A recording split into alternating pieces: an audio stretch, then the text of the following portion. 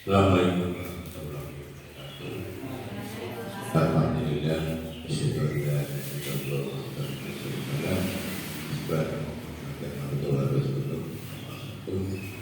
Bapak Ibu berbahagia dari jamaah pimpinan Acara Muhammadiyah Asia Rumah Taklim Al-Quran Kecamatan Batur. Bersyukur kita pada Allah di pagi ini kita awali lagi acara pengajian Al-Taklim. Ini biasanya satu bulan sekali awali berdan. Dan awalan yang baik ini nanti diteruskan harus rutin. Kita ini memang tidak boleh merasa sudah cukup. Kelemahan kita secara umum itu yaitu di bidang taksir. Namanya masukan dari saya sendiri sampai sekarang itu masih berburu nasib. Ya, sampai sekarang untuk belajar membaca Al-Quran dengan benar. Karena kelemahan kita umumnya adalah di taksir. Ini sudah ada tempat keluar dulu. Ya, jadi kelemahan kita di taksir, monggo kita belajar taksirnya sudah, terus menghafalkan pelan-pelan, sedikit, terus berikutnya adalah menerjemahkan. Terakhir adalah memahami. Jadi ada 4 paket untuk Al-Quran itu: 1 tartilul Quran, yang kedua tahfidzul Quran, yang ketiga adalah tarjim terjemah Al-Quran, dan yang keempat adalah tahfidzul Quran, memahami Al-Quran. Insya Allah dengan kita belajar Al-Quran itu, Allah nanti akan terus memberikan kita kebaikan. Usaha kita tetap bebas. Karena apa?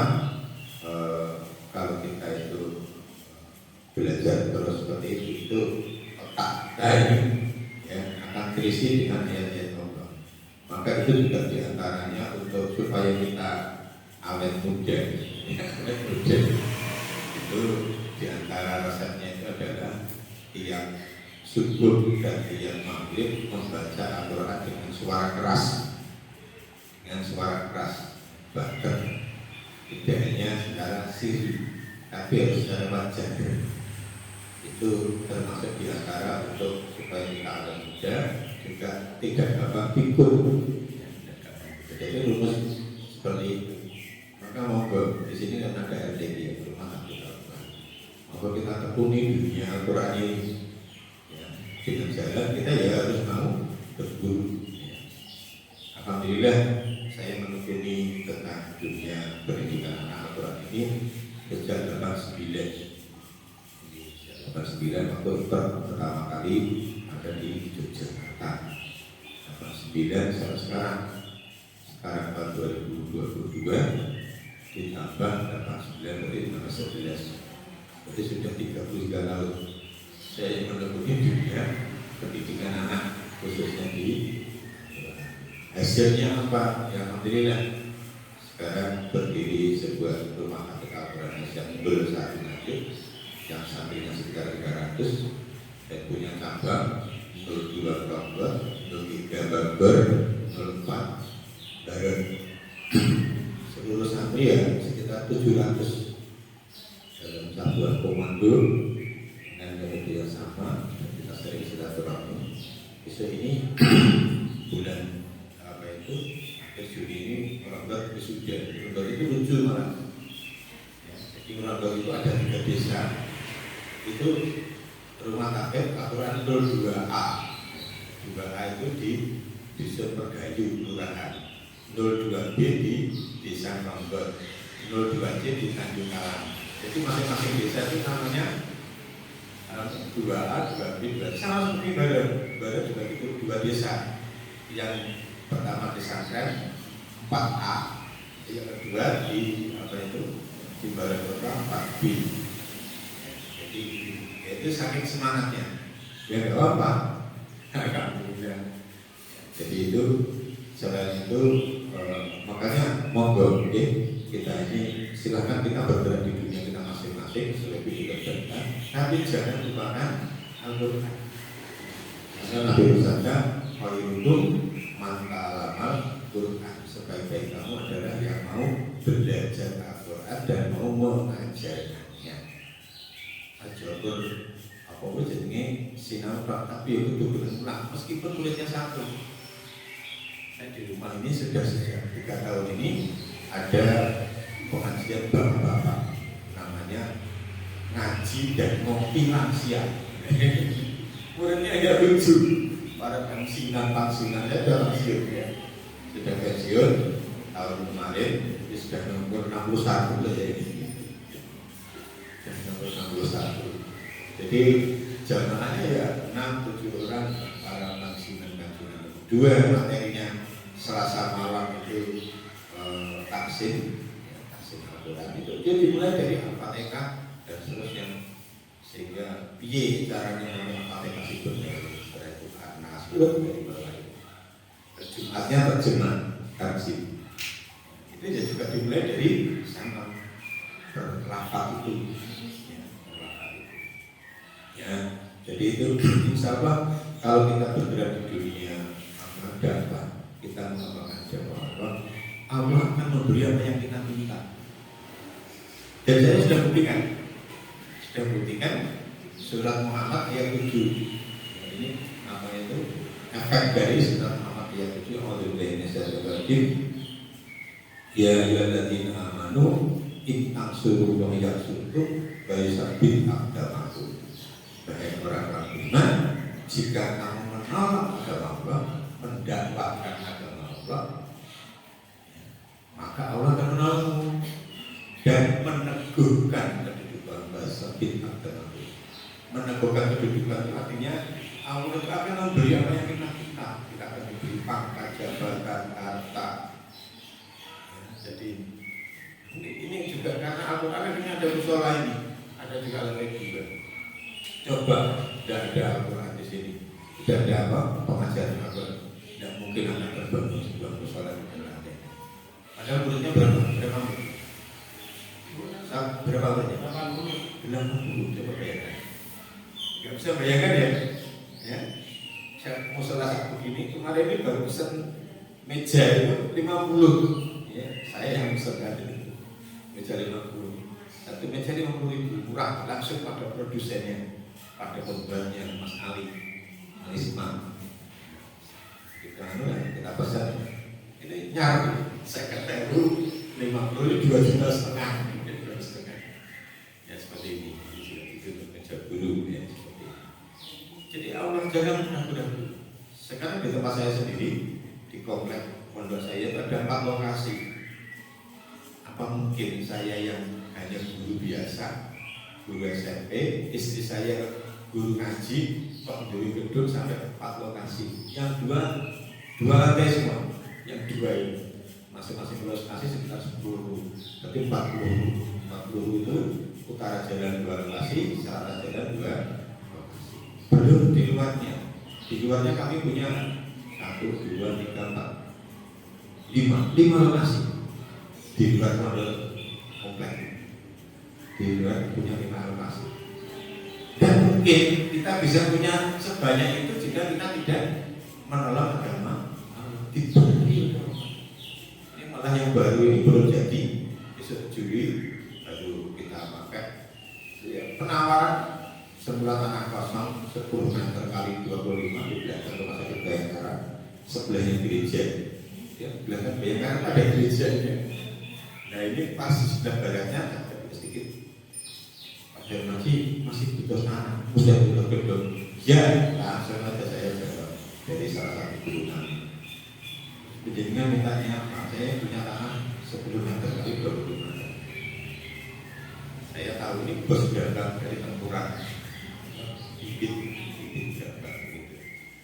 Nah itu saya minta belakangnya ada kebunnya, syukur ada kolam ikannya, apalagi aula, apalagi artwork, terus tempat dapur, sedihnya juga laki 1 perempuan 1 tempat wudhu, terus apa?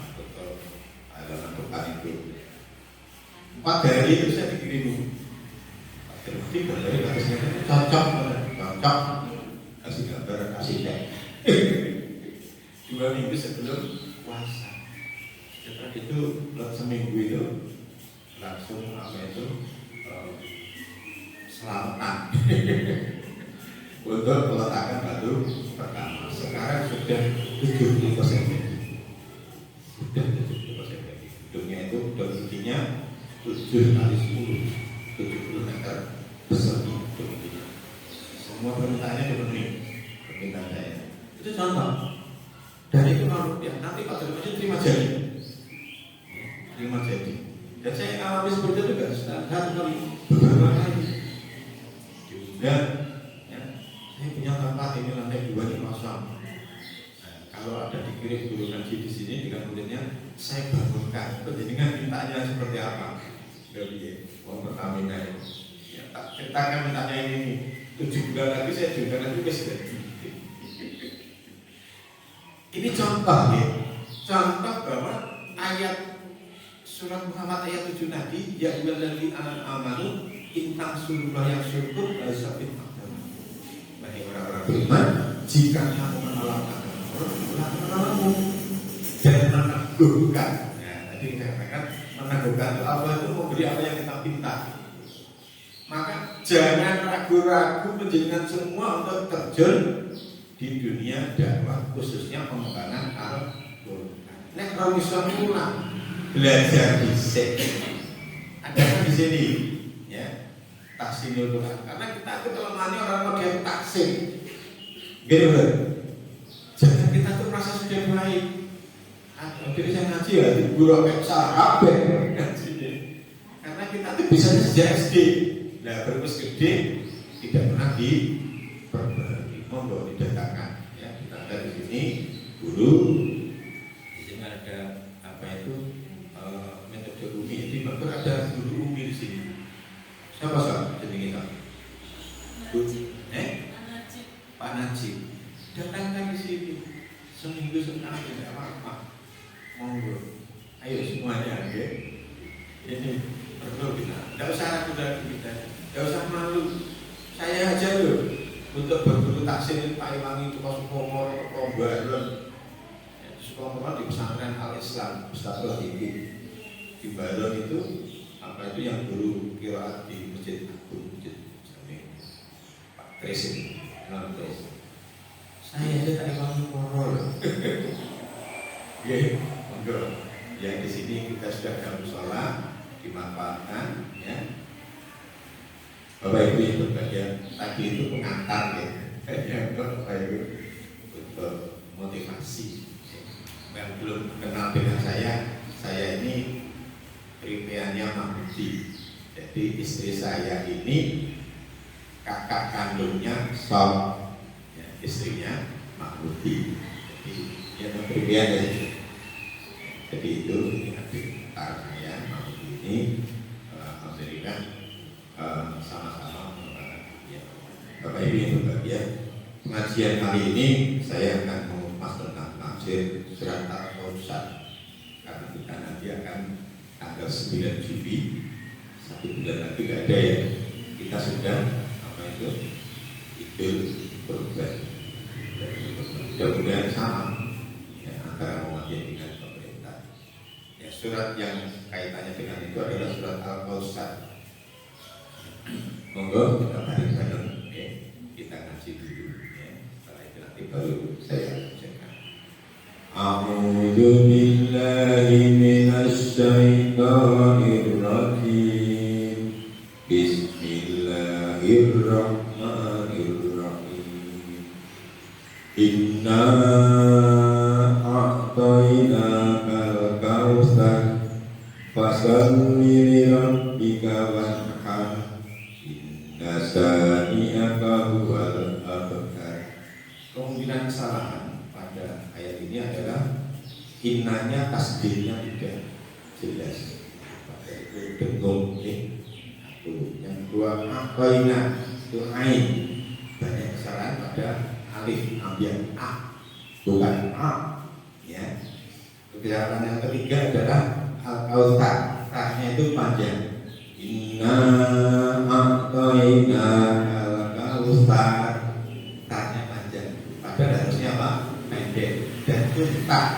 membaca sin. Banyak yang membaca itu apa? Sin. Terus berikutnya ayat yang kedua fasoli, ya, lamnya itu tasdid, fasoli, linya pendek, tidak panjang. Banyak yang salah fasoli, gini kan? Biasanya begitu. Ya. Liram bikawan har itu pakai h, bukan h. Banyaknya salah wan har, padahal adalah wan har. Inna syani'aka huwal abtar. Innanya juga sama tasdid karena itu sesungguhnya. Terus berikutnya lagi abtar kolkola, ya, kolkola apa itu subur. Monggo 1, 2, 3 bareng-bareng. A'udzu billahi minasy syaithanir rajim. Bismillahirrahmanirrahim. Monggo 1, 2, 3.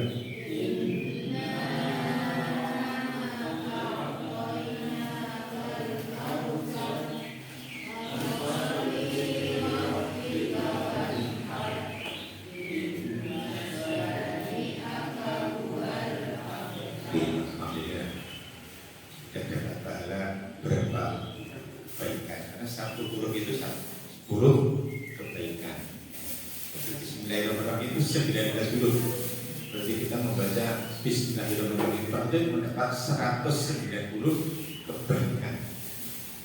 Al-Kausar ini adalah surat terpendek dari ayat yang berapa surat Al-Quran yang ada. Inna sesungguhnya kami Allah, atoinaka kami memberimu. Ini ayat ini ditujukan kepada Muhammad. Kami memberimu ya Muhammad al-Qur'an, yaitu nikmat yang banyak. Ada dua yang menerjemahkan al-Kausar, juga al-Kausar. Tapi secara umum diterjemahkan dengan nikmat yang banyak. Fasolli maka sholatlah li rabbika bagi Tuhanmu. Jadi kita sholat itu adalah untuk Allah, bukan untuk siapapun. Karena ada juga sholat untuk siapapun. Siapa sholat yang ada pamrihnya? Biasanya orang yang masih bujang, yang punya musola, punya apa itu putri, ya, ada Mesir, cara terus wakil, ya tuh ya. Keren juga, insya Allah kita lihat. Karena jadi mampu yang ganti. Ada apa yang punya musola, di situ ada cewek cantiknya, terus wakil full 5 waktu, ya.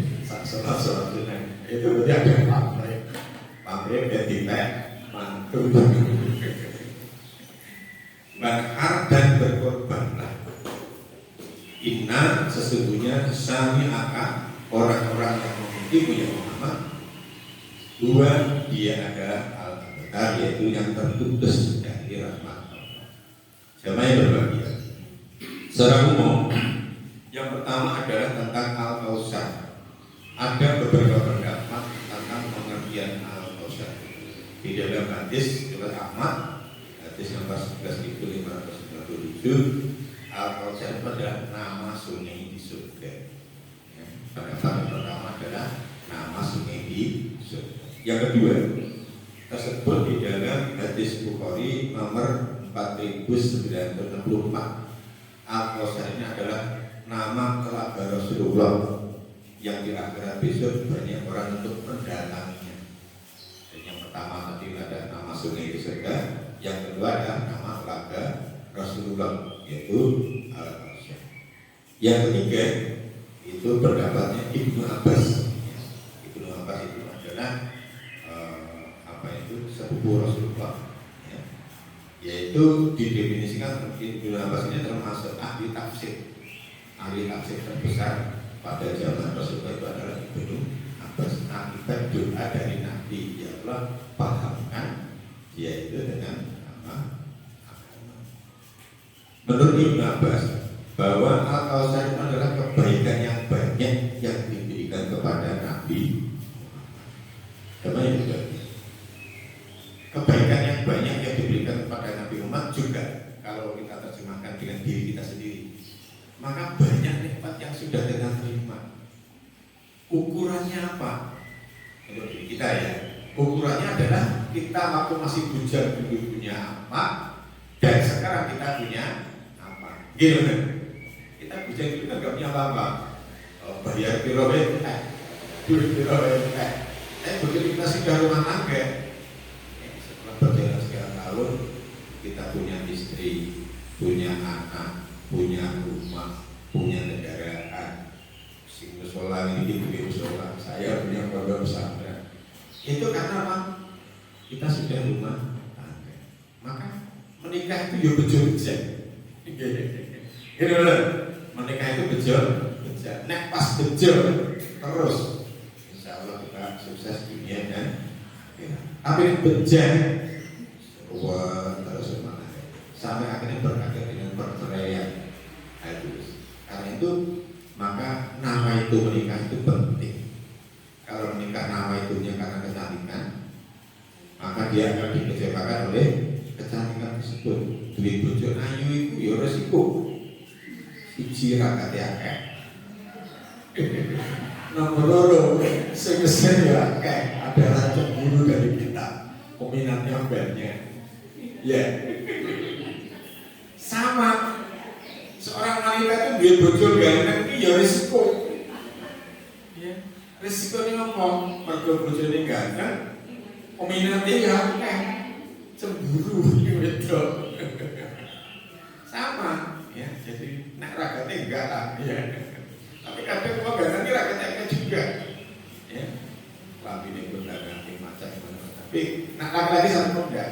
Yang bahaya punya istri suami ganteng adalah raben. Ya, ini resiko punya suami.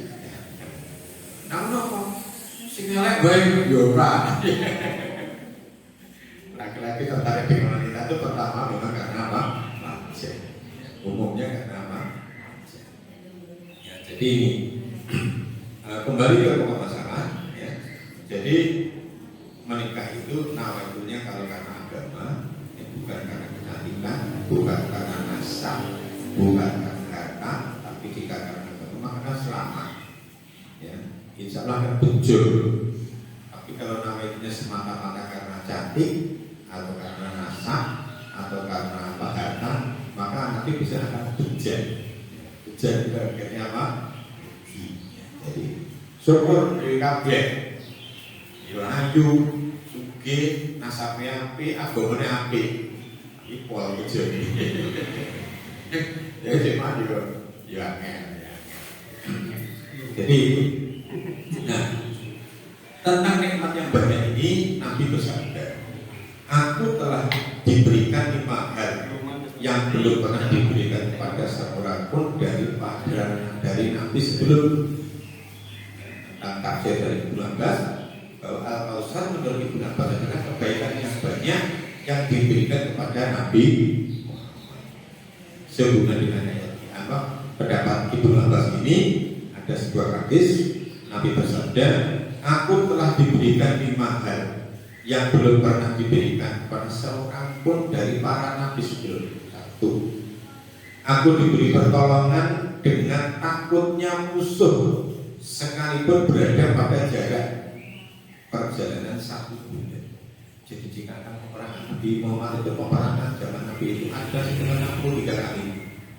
63 kali peperangan yang dipimpin Rasul sebagai pemimpin itu 26 kali. Anda bisa bayangkan ya, Nabi yang sudah usia peperangan kan sekitar Nabi setelah hijrah ke Madinah ya. Jadi setelah 12 tahun 3 atau 13 tahun berada di Mekah, diangkat sebagai Nabi umur 40, hijrahnya umur 53. Nah setelah 53 sampai 63, jadi selama 10 tahun itu ada peperangan sebanyak 63 kali, yang 26 kali dipimpin sendiri oleh Rasulullah. Kalian bisa bayangkan memimpin perang seperti itu, kondisinya ya keadaan Arab seperti itu. Jadi luar biasa. Nah, musuh-musuh Nabi Muhammad itu pada waktu peperangan 1 bulan sebelumnya itu sudah ada rasa gentar. Oh iya, Muhammad pasukannya dia. Ada rasa gentar. Sama seperti kisah waktu penaklukan Mekah. di mana pertama kali dalam sejarah Rasulullah membawa pasukan perang sebanyak 10.000 orang. Kalau Badar kan 315, musuhnya 1.000, menang 1/3. Tapi perlu diingat, di ayat Al-Quran dijelaskan satu orang beriman itu mampu mengalahkan 10 orang kafir. Ini jaminan dari Allah. Ya, satu orang beriman itu naik perang itu mampu mengalahkan 10 orang kafir. Kenapa sebabnya? Karena semangat juangnya yang tinggi. Orang beriman ini perang pengen mati. Nah itu dia. Orang nak pengen mati itu surah mati. Orang jadinya nak mati masuk surga. Beda dengan orang kafir. Peperangannya karena apa? Harga diri. Yang kedua karena apa? Dibayar. Dibayar. Mesti mati. Ya. Wong wani mati, kalau wong wedi mati nak perang kira-kira mana-mana menang yang berani mati. Karena semangat itu berpengaruh. Nah sedangkan makanya sekarang di Palestina itu anak-anak kecilnya pakai apa? Pakai pelintengan atau ketapel. Dia berani saja karena apa? Mempertahankan tanah airnya. Perlu diingat, Israel itu menjajah negara Palestina sejak tahun 47. Kalau sekarang tahun 22 ditambah 53, berarti sekarang 75 tahun. Jadi Israel itu menjajah Palestina sudah 75 tahun. Surya diri kalau atas 1 tahun dijajah oleh Belanda. Namanya dijajah, mesti aja yang dijajah semangatnya luar biasa.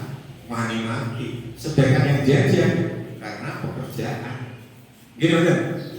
Ya, di tentara kadang bekerja dibayar. Nah, si mau Israel, mau Palestina mempertahankan tanah, akhirnya wani balik. Masih bertengah, dengan Bismillah, dipilih bisa mati. Nyatanya siapa itu? Nabi Daud bisa mengenakan raja sandut, dengan pimpinan juga. Jadi 1 bulan sebelumnya itu para musuh-musuhnya Nabi Muhammad itu gentar. Itu juga mau nyerbu menaklukkan kota Mekah itu. Orang Quraisy sudah tahu dan diberitahu bahwa Muhammad akan datang dengan 10.000 pasukan. Wes lemes, ya. 10.000 akeh. Dan dalam sejarah baru pertama kali itu Nabi Muhammad datang membawa pasukan yang sangat banyak. Apa yang terjadi?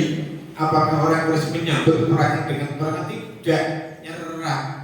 Semua kalah. Cybernya, semua kalah. Pasukan Muslim 1.000 aja bisa mengalahkan 10.000, apalagi 10.000. Ya, ini termasuk hal yang dimiliki Nabi. Yang kedua, dijadikan bumi untukku sebagai masjid dan suci. Maka siapapun yang masuk pada waktu sholat adalah menunaikan salat dimanapun berada. Karena semua tanah itu adalah suci dan bisa dipakai sebagai masjid, semua bumi itu. Ya, kita bisa pakai alas Quran atau apa saja hujan seperti itu. Nah, ini nikmat yang kedua yang diberikan oleh Nabi Muhammad, yang diberikan oleh Allah kepada Nabi. Nikmat yang ketiga, aku diberi syafaat di akhirat besok. Syafaat itu adalah bantuan Nabi dengan izin Allah untuk meringankan atau membebaskan umatnya dari hukuman Allah. Maka kita mesti kan ngarep-ngarep syafaat Nabi meringankan dosa kita atau membebaskan kita dari dosa. Bagaimana cara kita bisa mendapatkan syafaat Nabi Muhammad? Dengan jalan yang mentaati perintah-perintah Nabi Muhammad. Tidak hanya sekedar sholawat, sholawatnya luar biasa. Sholatnya orang menjadi sah. Karena apa? Yang diperintah oleh Allah pertama kali adalah sholat. Maka mari kita sholat yang benar, insya Allah kita semua sholat ditambahi membaca bacaan sholawat yang juga pada waktu azan, pada waktu azan kita jawab azan kita berdoa. Itu termasuk salah satu yang bisa mendatangkan syafaat dari Nabi. Yang keempat, dihalalkan bagiku harta rampasan perang yang ada. Zaman dulu sebelum Nabi Muhammad, kalau peperangan Nabi dengan yang lain, maka harta pampasan perang itu tidak dimiliki oleh pemenang, oleh Nabi, tapi ditaruh di lapangan. Setelah ditaruh di lapangan, terus ngapain harta pampasan perang ini? Diambil oleh Allah kembali. Bagaimana cara Allah mengambil? Kirim petir, dua lah.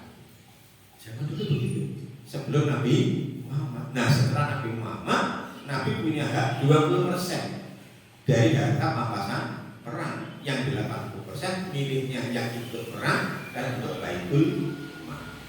Ya, jadi itu. Jadi zaman dulu begitu perang, Nabi menang, semua harta ada di lapangan, ambil dengan berbeda. Sekarang enggak, zaman Rasulullah ini sing melok perang oleh bagian, Baitul Mal dapat bagian, Nabi Muhammad juga dapat bagian.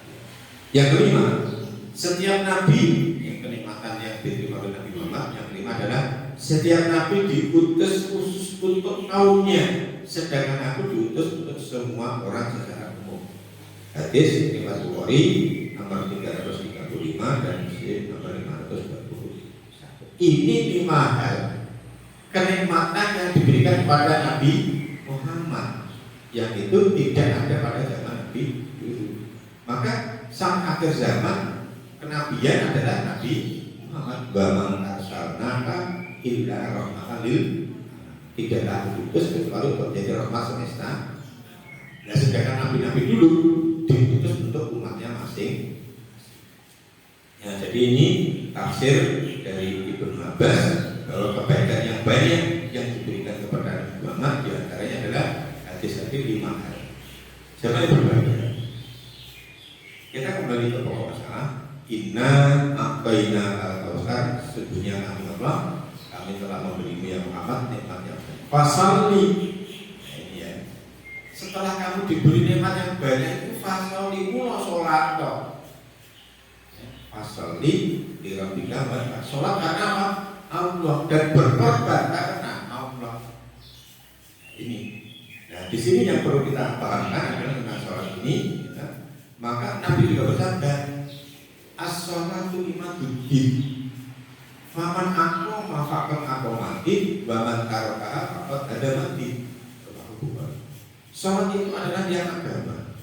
Maka barang siapa yang menegakkan sholat, berarti dia menegakkan agama. Barang siapa yang tidak mengerjakan sholat, maka dia merobohkan agama. Insya Allah kita semuanya sudah masuk ke dalam kategori seperti itu. Insya Allah kita semuanya sudah sholat. Yang perlu kita perbaiki dari sholat kita apa? Satu, kita harus betul-betul khusyuk dalam sholat itu. Bagaimana caranya khusyuk? Ngerti artinya. Ini sehingga kita berkata Allahu Akbar, ngerti Allahu Akbar artinya Allah Maha Besar. Nah, penerapan dalam kehidupan sehari-hari bagaimana? Orang oleh pemimpi. Maka yang Maha Besar adalah Allah, yang oleh sombong. Nah, ini penerapannya seperti itu. Demikian juga pada waktu kita sujud, ya, kita mengucapkan tasbih, mengucapkan istighfar. Artinya apa? Kita harus setiap hari mengucapkan istighfar, mohon ampun kepada Allah, karena kita tidak tahu apakah dalam kehidupan sehari-hari kita ini kita mengerjakan dosa atau tidak.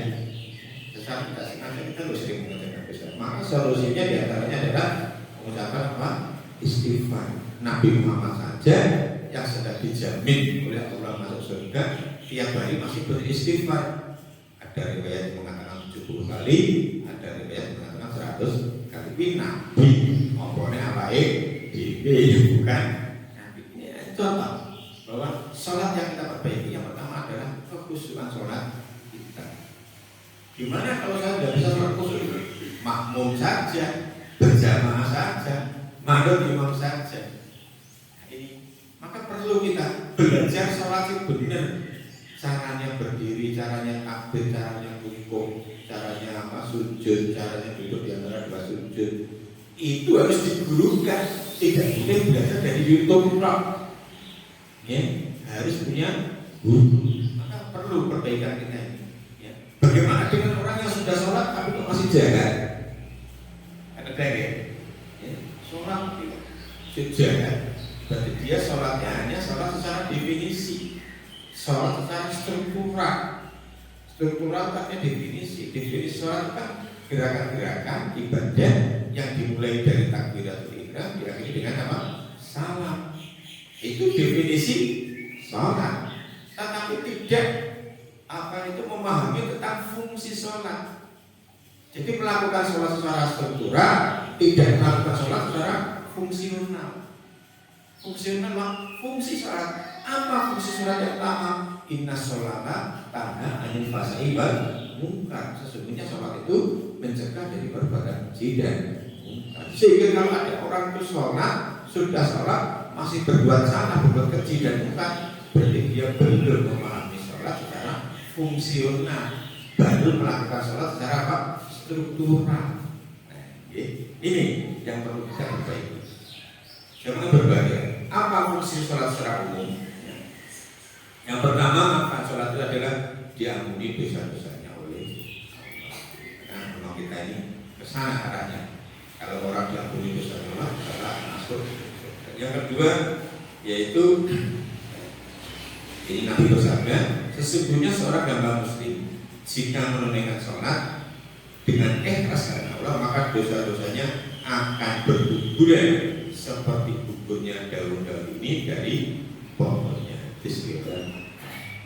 Ini jaminan dari Allah lewat lisan Nabi Muhammad bahwa kalau kita mengerjakan sholat karena Allah, Allah akan mengampuni dosa-dosa kita. Yang kedua, hati akan menjadi tenang.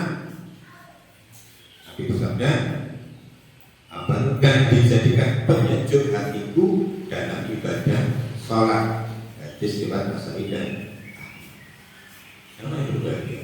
Apa sih tujuan hidup kita ini? Tentu mencari kebahagiaan, mencari ketenangan hati. Kita punya harta yang banyak, tetapi hatinya tidak bahagia. Untuk apa? Bingung. Orang yang punya harta banyak, tetapi diperoleh dari hal yang tidak benar, dari jalan yang haram, mempertanggungjawabkan di dunia tidak ada tenang. Kayak perampok, ya, di tengah jalan dan seterusnya. Maka hati yang tenang itu adalah tujuan hidup kita. Bagaimana supaya hati yang tenang? Di antaranya dengan melakukan apa? Sholat. Sholat bisa tenang dengan cara kita memahami arti apa? Bacaan sholat. Selain itu di surat Ar-Ra'd ayat 28 Allah juga menyatakan mengubah bisa berarti alladzina amanu wa tatma'innu qulubuhum bi dzikrillah ala bi dzikrillah tatma'innul qulub. Sesungguhnya orang-orang beriman itu hatinya tenang, hatinya bahagia, hatinya tentram karena ingat Allah. Ala bi dzikrillah tatma'innul qulub. Sungguh hanya dengan ingat Allah lah hati itu menjadi apa? Tentram atau bahagia atau tenang. Jadi kalau kita ingin ingat Allah, insya Allah tenang hati kita ini. Tapi sekarang banyak orang-orang itu mencari ketenangan, mencari kebahagiaan, jalannya salah. Bagaimana? Jalannya salah. Contohnya apa? Mancing, ya. Nanti diurangin nyemplung. Saya pernah lihat orang mancing itu. Nanti kalau kita apa? Gelunin tak mancing. Maksudnya contoh apa bisa? Iya. Kok ya gelap? Oh ya kan jember itu loh. Saya lewat sana nih gini, kali gini. Oh ya gelap. Mancing kok tiba-tiba itu dia bikin bahagia, gitu kan? Nah dipikir itu orang mancing itu hasil dia pergi mancing dengan hasilnya itu rugi enggak? Rugi. Hanya hasilnya kalau Pak Tuku ya kasar, murah, mesti oleh. Padahal mancing kadang orang oleh, gitu kan? Makanya dicari itu bukan ikannya mancing itu, tapi apa? Kebahagiaannya, gitu kan? Orang mancing itu yang dicari bukan ikannya. Dan ikannya itu kalau pasang baik enak, makanya pancing itu agak yang larang. Alat pancing itu mahal ya. Jadi ngaji itu Mas Salim itu ya, bagus pancing. Masa pandemi ini laris datang, malah laris pada pancing. Orang masa pandemi ini malah pancing saya ini laris. Yang larang-larang itu malah laris. Dalam apa cari kebahagiaan? Apa nggak boleh pancing? Boleh. Tapi ya lihat makna. Supaya sholat berapa? Kalau sholat boleh mancing itu. Tapi mancing sinema ini yang benar kolam ikan. Karena diwayake. Jadi pas dipancing itu segar itu mati baik Pak. Alhamdulillah itu kebahagiaan. Jadi pancing nggak usah yang ada kali kuning, yang orang ikan bayar. Di kali kuning sana nggak bayar, tapi maksudnya bayar juga ya? Bayar. Gumpir sini, nyamuknya. Ada juga yang cari bagian tempat alhamdulillah. Dewa mengatek satu bumi, orang sholat bumi. Nanti apa? Bola. Dilalah jantungnya kalah bisa. Orang bagian malah pegel. Ada juga lewat catur. Saya ini mantan pecatur. Saya dulu ini pemain catur ya, waktu sekolah. Yang main catur nggak tahu baca. Ya ini jalan kamu percaya apa? Kebahagiaan. Ini kan terus nonton apa? TV, channel nonton drakor apa ini? Ya seperti drakor drama Korea. Dewa yang menurut. Ini semua dalam rangka mencari kebahagiaan, tapi kebahagiaan yang semu, kebahagiaan yang sifatnya sementara. Ada kebahagiaan yang sesungguhnya, makanan batin yang sesungguhnya.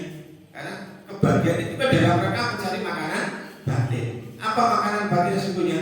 Ingat Allah bidik ilahi tatmainul. Ya, jadi itu yang kedua, fungsi sholat kedua adalah hati menjadi tenang.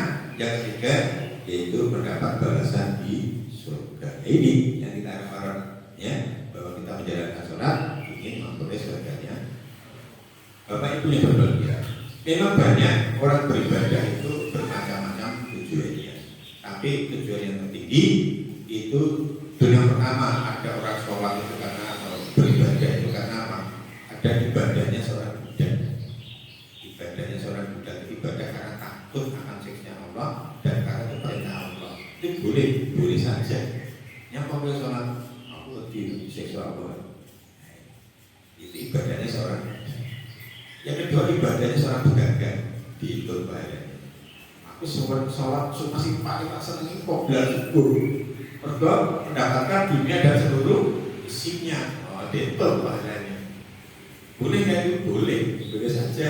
Ibadahnya seorang pedagang. Semua dihitung. Aku ngaji terus berapa lembar, berapa pahala yang saya terima. Kalau 1 huruf aja 10 kebaikan. Boleh nggak nama itu seperti itu? Boleh saja.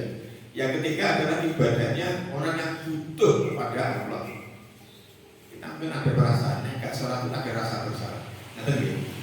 Ada rasa bersalah. Artinya apa? Kita butuh sholat, butuh dialog dengan Allah, ya, butuh menyembah Allah. Itu ibadahnya orang yang butuh pada butuh itu di atas yang wajib, sehingga menjalankan sholat bukan karena kewajiban semata-mata kewajiban, tapi karena butuh kepada Allah untuk memberi makanan apa? Rohani. Tapi ibadah yang paling baik ini ibadah yang keempat, ibadah karena apa? Dalam rangka mensyukuri nikmat Allah. Inilah yang dikerjakan oleh Nabi Muhammad. Bukankah pernah pada suatu malam Nabi Muhammad itu waktu sholat malam itu sampai kakinya bengkak, sehingga istrinya Aisyah mengatakan, ya Rasulullah, bukankah Allah sudah menjamin itu masuk surga? Tapi mengapa kau masuk sholat sampai kakimu bengkak? Kenapa kakinya bengkak? Kesuwennya ngadeg. Nabi ayat sama rakaat pertama Al-Baqarah, rakaat kedua Ali, rakaat ketiga An-Nisa dan seterusnya begitu. Mesti baik. Saking suwennya ngadeg akhirnya kakinya bengkak. Apa jawaban Nabi Muhammad?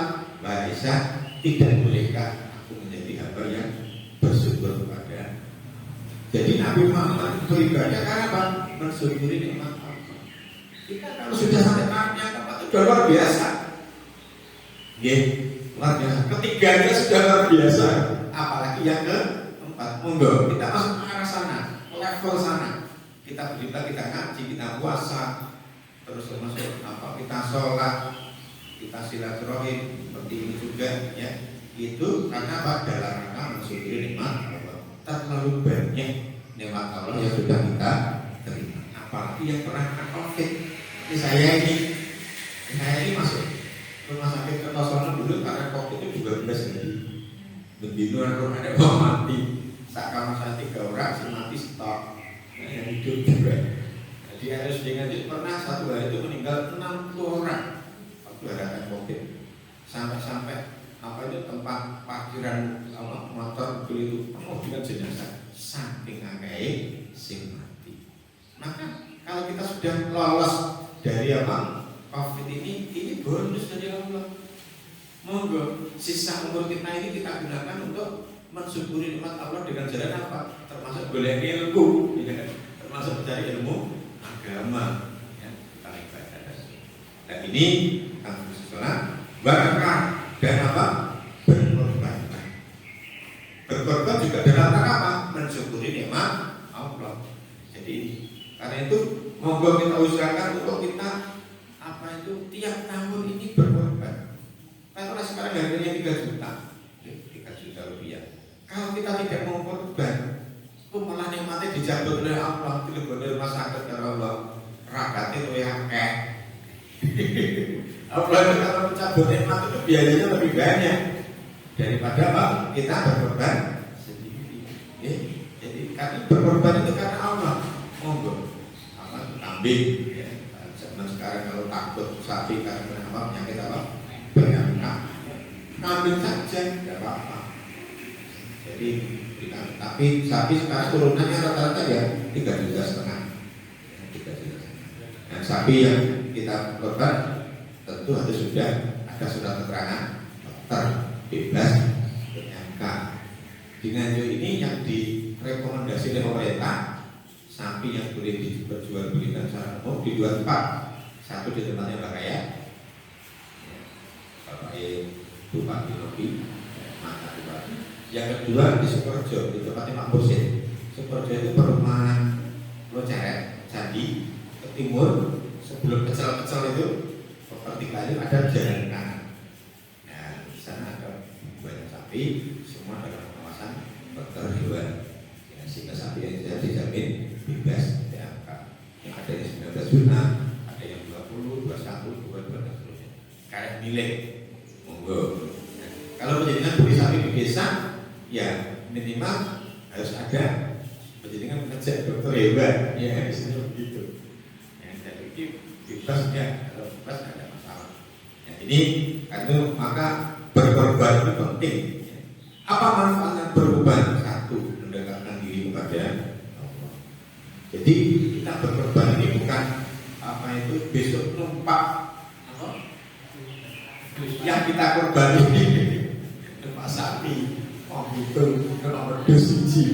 Ya, semua dalam rangka mendekatkan diri pada Allah. Yang kedua adalah menyadarkan kepada kita bahwa segala sesuatu akan kembali kepada Allah. Boleh selesai kembali kepada Allah. Kita masih mati. Ini hikmahnya kedua. Bahwa kita itu pasti apa? Yang ketiga adalah mensucikan diri dan harta. Yang keempat menghapus dosa, dan yang kelima yang penting yaitu bersyukur kepada sebagai bentuk rasa syukur kepada ibadah. Fasali dirabika bakar inna syai'aka wabakar. Sesungguhnya orang-orang yang membencimu ya Muhammad adalah dia itu orang yang terputus dari rahmat Allah. Perlu kita ketahui, Nabi Muhammad juga punya musuh. Orang yang mau menebarkan kebaikan pasti punya musuh. Orang yang mau mensolehkan orang lain pasti punya musuh. Gimana?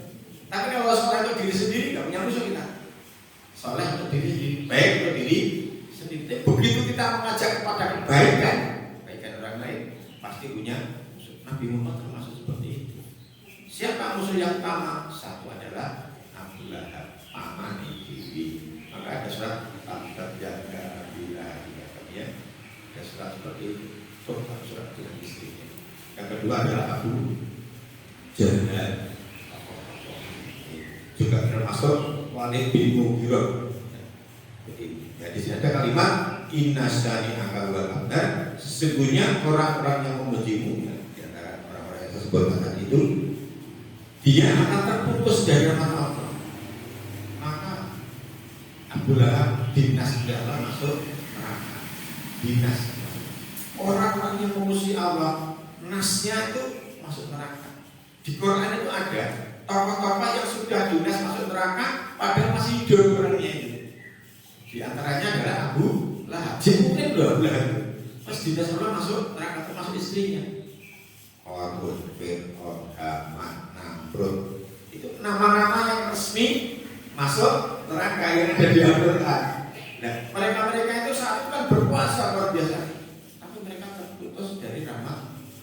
Demikian juga seperti apa tadi Abu Jahal juga Walid bin Mughirah. Walid bin Mughirah itu punya 11 anak lanang kabeh. Dan Nabi Muhammad putranya laki-laki meninggal dunia. Ada Qasim, ada Ibrahim, 3 putranya Nabi itu meninggal dunia. Akhirnya Muhammad terputus itu nasabnya itu. Karena apa? Anaknya perempuan semua. Maka apa gunanya punya anak laki-laki seperti Walid bin Mughirah itu yang jumlahnya anak 11, tapi kabeh orang jahat semua, tidak pernah mendoakan orang tuanya. Nah, punya anak perempuan nanti juga punya anak laki, cucunya Nabi yang laki-laki kan juga ada, ya, termasuk Hasan, Husain. Nah, jadi Hasan menurunkan keturunan, Husain menurunkan apa? Keturunan. Juga Ummu Kulsum, anaknya Fatimah nampak, ya, 1 Hasan, 2 Husain, 3 Ruqayyah, 4 Ummu Kulsum. Ini punya cucu, punya. Akhirnya dan ini terus beranak pinak. Dan mereka mendoakan lebih baik punya dalam orang Arab itu dia anak wedok ini rugi. Nasabnya apa terputus, nasab itu suami. Tapi kalau punya anak nasabnya masih ada. Tapi apa gunanya punya anak laki-laki tapi kalau tidak bisa mendoakan orang tuanya. Dua anak wedok solehah, dua anak lanang salah. Solehah kalau salah kan bodoh. Syukur yo duwe lanang yo duwe wedok soleh dan ya, jadi seperti itu. Harapan kita kan seperti itu. Karena itu orang-orang yang membenci apa itu penebar kebaikan itu akan terputus dari rahmat Allah. Artinya apa? Akan masuk ke dalam nerakanya Allah. Jamaah berbahagia. Jam 7.22 alhamdulillah baru selesai. Demikian apa yang bisa kami sampaikan. Mudah-mudahan dari tafsir Al-Quran ini surat Al-Kausar khususnya bisa menambah wawasan untuk kita semuanya. Monggo jika ada yang mau tanya, silakan.